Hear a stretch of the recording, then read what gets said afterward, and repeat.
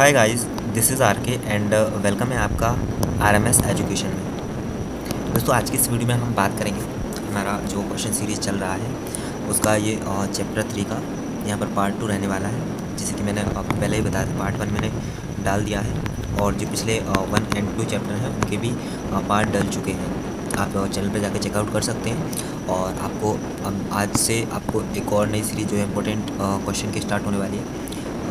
Basically ये introduction मैं उस वीडियो में भी दे दूँगा, लेकिन फिलहाल आपको इसमें बात करते हैं कि वो एक क्वेश्चन सीरीज कुछ इस प्रकार की होगी। उसमें आपको त्रैमासिक, अर्धवार्षिक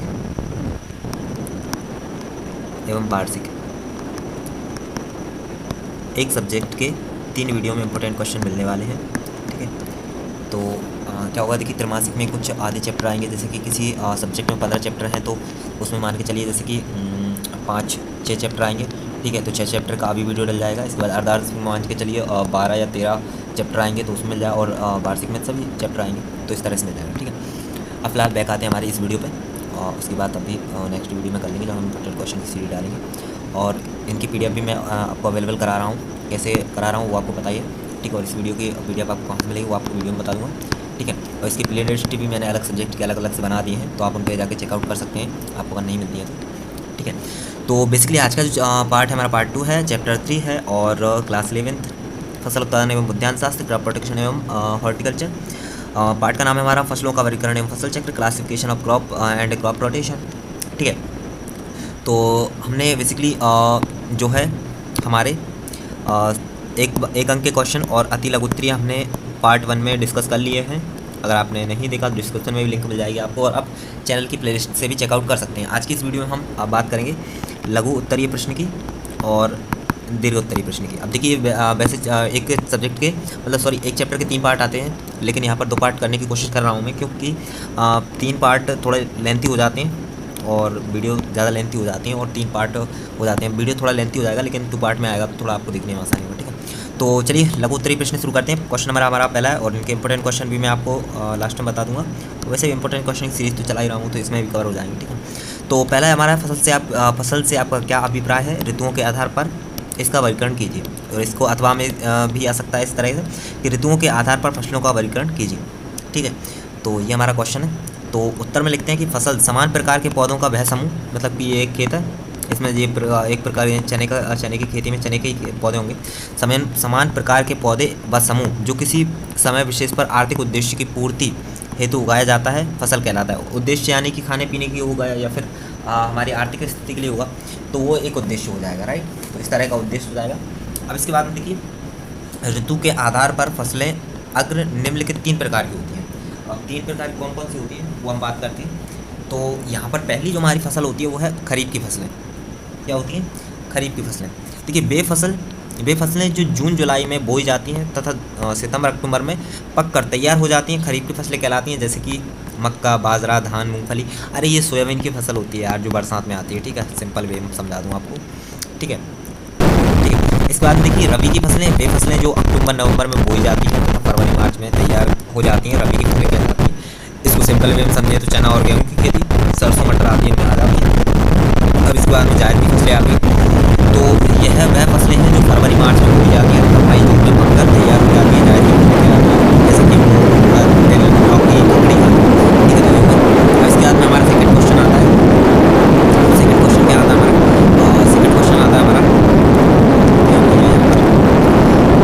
पौधे के जीवन चक्र के आधार पर फसलों का वर्गीकरण करना। पौधे के जीवन चक्र के आधार पर फसलों का वर्गीकरण करना। उत्तर में लिखते हैं कि पौधों के जीवन चक्र के आधार पर फसलें निम्नलिखित 3 प्रकार की होती हैं। ये 3 प्रकार होते हैं।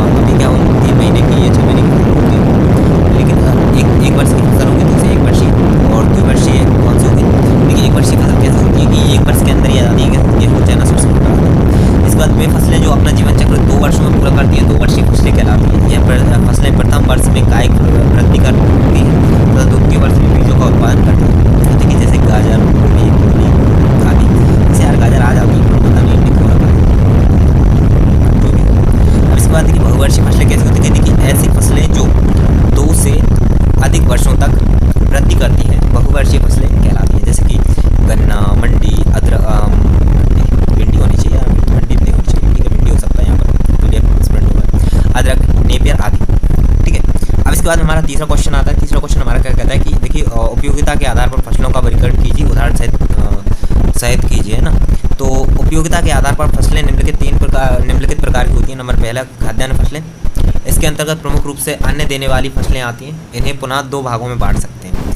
नंबर पहली है कि धान्य फसलें, गेहूँ जो चना, और नंबर दूसरा है कि अनाज, ज्वार, बाजरा, मक्का, कुटकी। इसके अंतर्गत प्रमुख रूप से अन्न देने वाली जो मतलब खाने के काम आती है, मतलब खाने की वस्तुएं जिनसे बनती हैं, वैसे सभी से खाने की वस्तुएं बनती हैं, लेकिन कुछ से अलग चीज़ बनती है तो वो अलग हो जाएगा। और चारा प्रदान करने वाली फसलें, इसके अंतर्गत प्रमुख रूप से बरसीम, रिजिका आदि फसलें आती हैं। इसके बाद रेशेदार फसलें, इन फसलों से रेशे प्राप्त होता है, जो हम रेशा होता है जो उपयोग होता है उसका, जिनका उपयोग रस्सी, कपड़े, बोरे आदि बनाने में किया जाता है, रेशे का उपयोग, ठीक है ना। इसके बाद में कपास, जूट, सन, हेम्प, मूंज आदि, जैसे कि ये चीज़ हो गई। इसके बाद में चीनी वाली फसलें, इन फसलों का उपयोग चीनी बनाने में किया जाता है, शक्कर, बेसिकली चीनी को शक्कर बोलते हैं ना। आप कुछ बोलेंगे हमें तो पता है भैया, लेकिन ये आपके लिए नहीं है भैया, जिनको नहीं पता उनके लिए। चीनी मतलब शक्कर, ठीक है। चीनी मतलब मीठा भी होता है ना। चीनी बनाने प्रमुख चीनी प्रदान करने वाली फसलें, गन्ना, चुकंदर आदि। अब यहाँ पर गन्ना से बनती है और चुकंदर से, गन्ने से गुड़ भी मिलता है तो वो भी मीठा हो गया, ठीक है। तो गुड़ तो शक्कर नहीं होता भैया, तो इसलिए मीठा भी होता है, ठीक है। अब मसाला प्रदान करने वाली फसलें, इन फसलों से विभिन्न प्रकार के मसाले प्राप्त होते हैं, जैसे कि धनिया, हल्दी, मिर्च, सौंफ, काली मिर्च, तेजपात, इलायची, अदरक आदि, जो गर्म मसाले का सामान होता है वो, है ना। इसके बाद देखो औषधि वाली फसलें, ये ऐसी फसलें हैं जिनका उपयोग विभिन्न प्रकार की औषधियों के निर्माण में किया जाता है, जैसे कि सर्पगंधा, पुदीना, अफीम, ईसबगोल आदि। अब यहाँ पर फिर मैंने पिछली वीडियो में बात की थी अफीम यहाँ पर कहेंगे कि आप ये औषधि कैसे हो गई भैया, अफीम औषधि है, अच्छा इसका मतलब तो अफीम लेते जाओ फिर। तो ये गैर कानूनी भी है और कानूनी भी है। कानूनी कब है? कानूनी, ठीक है, कानूनी ऐसा लिखा है यार, गलत लिखा है, ठीक है। आप कहेंगे तुम्हें पढ़ाना ही नहीं आता, पर हो जाता कभी। देखिए अब कानूनी और गैर कानूनी तब होता है जब हम इसकी लत होती है, ठीक है, और हम इसकी लत बना लेते हैं और इसको छोड़ते नहीं हैं, और ये हम नशा करके हम इधर उधर करते रहेंगे। और कानूनी कब होता है? जैसे किसी रोगी है, उसको बहुत अधिक पीड़ा हो रही है, उसको ऑपरेशन करना है, उसको नहीं, तो कई बार ऐसा होता है कि उसे अफीम या नशीले पदार्थ अफीम दी जाती है, जिससे कि उसका दर्द जो पीड़ा है, तो ये अफीम दर्द निवारक के रूप में भी काम करती है ना। तो अफीम इस तरह से औषधि होता है, वैसे औषधि नहीं है, और इसको देखकर है ना अफीम लेने नहीं लग जाना, ठीक है।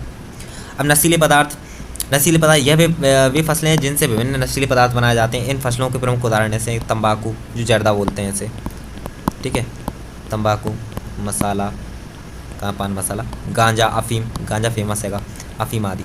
और पेय पदार्थ देने वाली फसलें, इसके अंतर्गत चाय, कॉफ़ी आदि की फसलें आती हैं, ठीक है। इसका चौथा क्वेश्चन है कि फसल को परिभाषित करते हुए उपयोगिता के आधार पर वर्गीकृत करना है। देखिए फसल ये हम पहले ही पढ़ चुके हैं। देखिए समान प्रकार के पौधों का वैसा समूह जो किसी समय विशेष पर आर्थिक उद्देश्य की पूर्ति से उगाया जाता है, फसल कहलाता है। उपयोगिता के आधार पर फसलें निम्न प्रकार की होती हैं। यार मुझे ऐसा लग रहा है ये डबल बार रिपीट हो गया, आई थिंक, है ना। एक बार चेक कर लेता हूँ मैं। क्वेश्चन नंबर 3, हाँ उपयोगिता के आधार पर ये डबल बार रिपीट हो गया। चलो इसको छोड़ते हैं, नशीले पदार्थ, पेय पदार्थ। अब 5वें क्वेश्चन पे आते हैं। 5वां क्वेश्चन है आर्थिक महत्व के आधार पर फसलों के 4 प्रकार एवं उनके 2 उदाहरण लिखना है। तो आर्थिक महत्व के आधार पर फसलों के प्रकार: अनाज वाली फसलें, गेहूं, धान, चना; दलहनी फसलें, चना, मूंग; तिलहनी फसलें, मूंगफली, तिल; और रिश्तेदार फसलें। तो ये भैया इनके आर्थिक महत्व हैं, ठीक है, तो इसके आधार पर बांटी गई हैं ये, तो इतना वो लोड नहीं लेना है ना। हाँ, अब इनके देखिए उदाहरण भी हमने दे दिए। तो ये बेसिकली लघु उत्तरीय प्रश्न है, तो इनमें ज़्यादा बड़े क्वेश्चन होंगे नहीं, है ना, इसीलिए। अब इसके बाद में यहाँ पर बात करते हैं हम फसल चक्र किसे कहते हैं। फसल चक्र के कोई 6 सिद्धांत लिखना। देख फसल चक्र यानी क्रॉप रोटेशन किसे कहते हैं? किसी निश्चित क्षेत्र पर एक निश्चित अवधि में फसलों को इस प्रकार हेर फेर करके उगाना ताकि फसलों की उर्वरक शक्ति नष्ट ना हो और किसान को अधिकतम लाभ प्राप्त हो। अब यहाँ पर क्रॉप रोटेशन फसल चक्र वैसे ही समझ में आ रहा है। एक वर्ष में हम लगभग 2 से 3 फसलें लेते हैं। एक फसल सोयाबीन की हो गई, पेन चलने लगा। एक फसल गेहूँ चने की हो गई, और एक फसल हो गई हमारी जो मूंग भी हम बो देते हैं कभी कभी, ठीक है। तो ये फसलें हो गई। तो इनके ऐसे आप देखिए ये लगातार बोई जा रही है ना, तो मतलब ये एक अंतराल से बोई जा रही है, तो ये एक फसल चक्र हो गया। मतलब इसके बाद ये, इसके बाद ये, और इसके बाद ये, तो ये एक तरह से क्या कहलाएगा, हमारा जो है फसल चक्र कहलाएगा, ठीक है। तो इसको इस तरह से हम फसल चक्र कह सकते हैं। अब इसके बाद में हमारा नेक्स्ट जो क्वेश्चन आता है, नेक्स्ट क्वेश्चन है इसके बाद फसल चक्र के सिद्धांत भी हमको लिखना है। तो सिद्धांत क्या है वो भी हमको बताना है, तो सिद्धांत भी अभी हम देखते हैं। तो हमारा उत्तर कुछ इस प्रकार से है कि फसल चक्र के प्रमुख सिद्धांत निम्नलिखित हैं। अधिक पानी चाहने वाली फसलों के बाद कम पानी चाहने वाली फसलें लेनी चाहिए। देखिए जैसे कि अभी गेहूँ है, तो गेहूँ अधिक पानी चाहने वाली फसल है, ठीक है ना। गेहूँ क्या है, अधिक पानी चाहने वाली फसल है। अब इसके बाद हमें कौन सी फसल लेनी चाहिए, जैसे कि सोयाबीन हो गई, कम फसल चाहती है, ठीक है, मक्का हो गई या फिर चना हो गई, ठीक है, इस प्रकार की। या फिर ऐसे कह सकते हैं कि सोयाबीन हर बरसात में अधिक पानी पीती है, अब ऐसा नाप तोल के किया नहीं है, तो इसके बाद चना बो दो। चना क्या है, कम पानी लेती है, ठीक है, तो ये हो गई। अब इसके बाद में यहाँ पर फिर बात करते हैं कि अधिक खाद चाहने वाली फसलों के बाद कम खाद चाहने वाली फसलें। अब अधिक खाद जैसे कि कोई फसल होती है वो अधिक खाद चाहती है, मतलब उसे अधिक खाद चाहिए, तो उसके बाद हम कम खाद चाहने वाली फसलें। उथली जड़ वाली फसलों के बाद गहरी जड़ वाली, मतलब इनकी जड़ें गहरी हों। इसके बाद फलीदार या दलहनी फसलों के बाद बिना फलीदार या दलहनी। देखिए चने में घेंटी लगती है और सोयाबीन में फली लगती है, तो ये एक डिफरेंस हो गया। इसके बाद 2-3 वर्ष के फसल चक्र में भूमि को एक बार प्रति छोड़ देना चाहिए। क्या छोड़ देना चाहिए, खाली छोड़ देना चाहिए मतलब। अब इसके बाद में है कि एक ही प्रकार की बीमारियों से एक ही प्रकार की बीमारियों से प्रभावित होने वाली फसलों को लगातार एक ही खेत में नहीं उगाना चाहिए, ठीक है। इसके बाद में फसल चक्र को परिभाषित करती हूँ, उसके 4 लाभ लिखना है। तो फसल चक्र हम पहले ही परिभाषित कर चुके हैं। तो फसल किसी निश्चित क्षेत्र में एक निश्चित अवधि में फसलों को इस प्रकार फेर करके उगाना ताकि भूमि की उर्वरा शक्ति नष्ट ना हो, किसान को अधिकतम लाभ हो प्राप्त करके, ठीक है, तो ये फसल चक्र हो जाएगा। अब इसके बाद में इसके उत्तम लाभ, फसल चक्र के लाभ देखिए, फसलों को पैदावार में वृद्धि होती है, भूमि की उर्वरा शक्ति। अब देखिए बेसिकली हम एक ही चीज़ गेहूँ बोते रहे ना, तो फसल की है ना उर्वरा शक्ति नष्ट हो जाएगी और फिर मतलब वो कम फसल देने लगेगी, तो इसलिए हमें फेरबदल करके उगाना पड़ता है। इसके बाद देखिए फसलें रोग व कीटों के आक्रमण से बची रहती हैं, ठीक है। अब इसके बाद में है कि खरपतवारों की संख्या में कमी आ जाती है। मृदा में प्रयोग की जाने वाली खाद का समुचित उपयोग हो जाता है। अब इसके बाद में उत्तम फसल चक्र के गुण या लक्ष्य लिखिए। अब यहाँ पर देखिए ये हमने पढ़ लिया है वैसे तो। इसके बाद फसल चक्र अधिकतम सिद्धांत को पालन कर रहा हो। फसल चक्र ऐसा होना चाहिए कि प्रतिवर्ष फसलों का कुल क्षेत्रफल लगभग बराबर ही हो। फसल चक्र पर प्रभाव डालने वाले कारकों को ध्यान में रखकर ही उचित फसल चक्र अपनाना चाहिए, जिससे कि वह अधिकाधिक लाभ दे सके, ठीक है। अब इसके बाद देखिए फसल चक्र पर प्रभाव डालने वाले कारकों के नाम लिखना है। तो फसल चक्र पर प्रभाव डालने वाले कारकों के नाम देखिए, जलवायु, भूमि, सिंचाई के साधन, श्रमिकों की उपलब्धता, बाजार की सुविधा, खाद एवं उर्वरक की सुविधा, किसान की आर्थिक दशा, सामाजिक रीति रिवाज, राज्य के नियंत्रण, खेती के प्रकार, किसान की घरेलू आवश्यकताएं। ये OT टाइप क्वेश्चन में भी आ सकते हैं, इनके लिए अच्छे से प्रिपेयर कर लेना है ना। अब इसके बाद देखिए फसल चक्र क्या है, इसको प्रभावित करने वाले कोई 4 कारकों के नाम लिखना है। ये यार फसल चक्र तो 2 बार पढ़ चुके हैं। अब इसे प्रभावित करने वाले कारक लिखते हैं, जलवायु, भूमि, सिंचाई के साधन और श्रमिकों की उपलब्धता। इसके बाद में 11वां आता है हमारा शस्य सघनता क्या है, इसको प्रभावित करने वाले 4 कारकों को वर्णन करना है। किसी क्षेत्र विशेष में एक वर्ष में बोए गए कुल क्षेत्रफल, ये खेत है, इसमें हमने एक वर्ष में ये बो दिया, ठीक है ना। बोए गए कुल क्षेत्रफल का 100 से गुणा करने पर, इसका हम 100 से गुणा कर रहे हैं, गुणा करने तथा प्राप्त संख्या को खेती में प्रयोग किए गए क्षेत्रफल से भाग देने, तो कुछ मैच ना हुआ, चलो ये नीचे दिया हुआ है, भाग देने पर प्राप्त होता है, वह उस क्षेत्र की शस्य सघनता कहलाती है। इसे प्रतिशत में व्यक्त करते हैं। देखिए ये रही शस्य सघनता। अब यहाँ पर बोया गया क्षेत्रफल, इसको आप ऐसे समझते हैं। देखिए ये हमारा बोया गया पार्ट एक वर्ष में है ना, इसको हमने इंटू कर दिया 100 से, और खेती में प्रयुक्त क्षेत्रफल, ये पूरा क्षेत्रफल होगा, इसको हम 100 से डिवाइड कर देंगे, 100 से 100 कट जाएगा, उतना ही बचेगा, ठीक है ना। इसके बाद उदाहरण के लिए यदि किसी 20 हेक्टेयर के क्षेत्र में खरीफ में 15 हेक्टेयर, रबी में 20 हेक्टेयर तथा 15 हेक्टेयर क्षेत्र में बुआई की गई, तो उस क्षेत्र की शस्य सघनता इस प्रकार, एक वर्ष में बोया गया क्षेत्रफल 15 प्लस ये 45 हेक्टेयर हो जाएगा, और शस्य सघनता 45 वर्ष 20 हो जाएगी, क्योंकि ये इसका क्षेत्रफल था 20 हेक्टेयर थी, और इंटू कर देंगे तो 225% हो जाएगा ना। इसके बाद इस शस्य सघनता को प्रभावित करने वाले कारक लिखिए, सिंचाई की समुचित व्यवस्था, सुविधा, पर्याप्त श्रमिक एवं पूंजी की व्यवस्था, फसल को पकने की अवधि, 2 फसलों के बीच का समय अंतराल, उचित तो फसल चक्र अपनाना, ठीक है ना। अब इसके बाद देखिए यहाँ पर आता है हमारा कि निम्नलिखित की परिभाषा उदाहरण सहित लिखना है। नगदी फसलें, दूसरा मृदा आरक्षक फसलें, ठीक है। तो पहली हमारी नगदी फसलें है ना, तो नगदी फसलें कुछ इस प्रकार से होती हैं। देखिए ऐसी फसलें जिन्हें खेत से तुरंत बेचकर किसान को नगद रकम प्राप्त हो जाती है, नगदी फसलें कहलाती हैं, जैसे कि आलू, गन्ना, मूंगफली आदि, ठीक है ना। और मृदा आरक्षक फसलें, ऐसी फसलें जो मृदा को तेज वर्षा तथा वायु द्वारा भूमि के कटाव को रोकने के उद्देश्य से उगाई जाती हैं मृदा आरक्षक फसलें कहलाती हैं। इन फसलों की अच्छी वनस्पतिक वृद्धि के कारण यह भूमि को भली प्रकार ढक लेती है, जिससे कि भूमि पर जल का प्रभाव या वायु का वेग कम हो जाता है। परिणाम स्वरूप भूमि का कटाव रुक जाता है। मृदा आरक्षक फसलों के प्रमुख उदाहरण हैं जैसे कि लोबिया, सेम, उर्द, मूंग आदि की फसलें। अब यहाँ पर आते हैं हमारे दीर्घोत्तरीय प्रश्न। ठीक है, दीर्घोत्तरीय प्रश्न आ जाते हैं हमारे। तो पहला है कि सस्य वैज्ञानिक आधार पर फसलों को किस प्रकार वर्गीकृत कर सकते हैं हम। सस्य वैज्ञानिक आधार पर फसलों को निम्नलिखित प्रकार से वर्गीकृत कर सकते हैं। नंबर पहला, मृदा की किस्म के अनुसार। मृदा की किस्म के अनुसार फसलें निम्न 3 प्रकार की होती हैं। हल्की मृदा में उगने वाली कद्दू वर्ग की फसलें, औसत मृदा में उगने वाली मक्का, गेहूँ, कपास, और भारी मृदा में उगने वाली गन्ना, धान आदि। ठीक है, अब इसके बाद देखिए मृदा के कटाव के अनुसार। मृदा के कटाव के आधार पर फसलें निम्न 2 प्रकार की होती हैं। मृदा कटाव को रोकने वाली, इसके अंतर्गत मूंगफली, मूंग, चौलाई आदि फसलें आती हैं। मृदा कटाव क्या होता है, देखिए भूमि का जो कटाव होता है रिसना, तो ये इनकी जड़ें क्या है, इनको पकड़ लेती हैं, जिससे कि मृदा का कटाव कम होता है।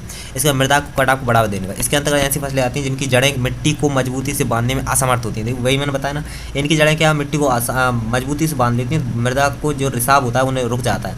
लेकिन इनका जैसे कि मक्का और बाजरा हुआ, इनकी ना जड़ें कमज़ोर होती हैं जो मृदा को रिसाव कर देती हैं। इसके बाद देखिए बढ़ावा देती हैं। इसके बाद मृदा समस्याओं को सहनशीलता के अनुसार। अब देखिए कि जैसे क्या है